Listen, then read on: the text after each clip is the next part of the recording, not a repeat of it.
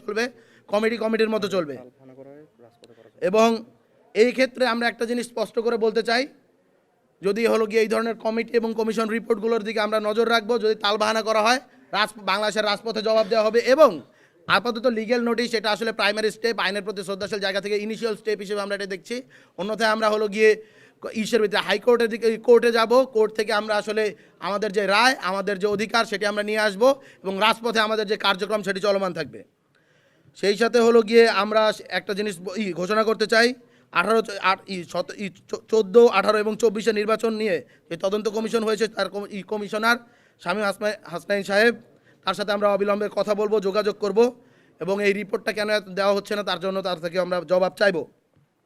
এবং আমরা রাজনৈতিক দলগুলোর ক্ষেত্রে একটা জিনিস দেখতে পাচ্ছি, আওয়ামী লীগের যে ভোট, so called quote unquote Awami লীগের যে ভোট, আওয়ামী লীগের যদি বাংলাদেশে ভোটই থাকতো তাহলে তাদের আসলে ভোট রিগ করার আসলে কোনো প্রয়োজন ছিল না, তাদের আমিডামি নির্বাচন করার প্রয়োজন ছিল না, তাদের কখনো হলো গিয়ে ভোট চুরি করার প্রয়োজন ছিল না। বাংলাদেশে তাদের ভোট নেই বলেই তারা ভোট চুরি করেছে, প্রশাসনকে, রাষ্ট্রযন্ত্রকে ব্যবহার করে, রাষ্ট্রযন্ত্রকে কারাপ্ট করে তারা নির্বাচন খেলা খেলে বাংলাদেশের মানুষের অধিকার হরণ করেছে।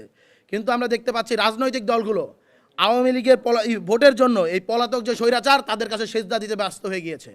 তাদের কাছে এই যে সেজদা দেওয়া, তাদের প্রতি যে নতজানু মনোভাব, বৈষম্য বিরোধী ছাত্র আন্দোলন বাংলাদেশের প্রতিটি রাজনৈতিক দলের যে এই আচরণের প্রতি হতাশ এবং নিন্দা জানাচ্ছে।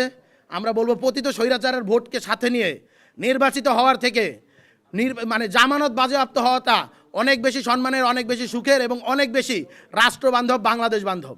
তো আমরা বলতে চাই, আরেকটা হলো গিয়া পতিত স্বৈরাচারের ভোটকে কাজে লাগিয়ে, পতিত স্বৈরাচারের সমর্থন নিয়ে এই নির্বাচন, সেটি আসলে জুলাই আগস্টের যে শহীদ, তাদের রক্তের সাথে বেইমানি। এবং এই বেইমানি যারা করবে, আপনারা দেখতে পেয়েছেন আওয়ামী লীগ প্রবল প্রতাপশালী ছিল, ক্ষমতাশালী ছিল, কিন্তু তাদেরকে বাংলাদেশের মানুষ পিটিয়ে বের করে দিয়েছে, হেলিকপ্টারে করে পালাতে হয়েছে। আর 5টা মিনিট যদি বাংলাদেশে থাকতো, স্বৈরাচারী শেখ হাসিনার চিহ্নটুকু বাংলাদেশে খুঁজে পাওয়া যেত না। তাই আমরা সাবধান করে দিতে চাই, সতর্ক করে দিতে চাই, পতিত স্বৈরাচারের ফাঁদে পা দেবেন না। বিভিন্ন ধরনের গোয়েন্দা সংস্থার যেই ধরনের আমরা দেখতে পাচ্ছি যে তৎপরতা বাংলাদেশে বেড়ে গিয়েছে, সেই সম্পর্কে আমরা হুঁশিয়ারি করে দিতে চাই।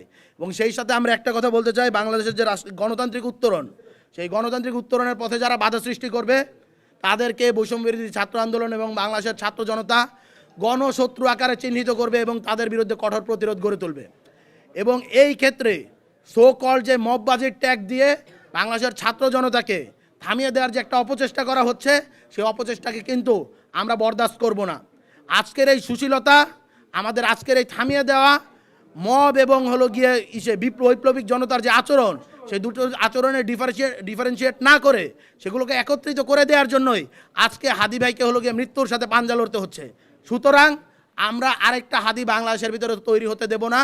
আমাদের বুকে যারা গুলি করতে চায় তাদের দিকেও বন্দুক তাক করার জন্য বাংলাদেশের জনগণ এবং বাংলাদেশের আইনশৃঙ্খলা বাহিনীকে তৎপর থাকতে হবে।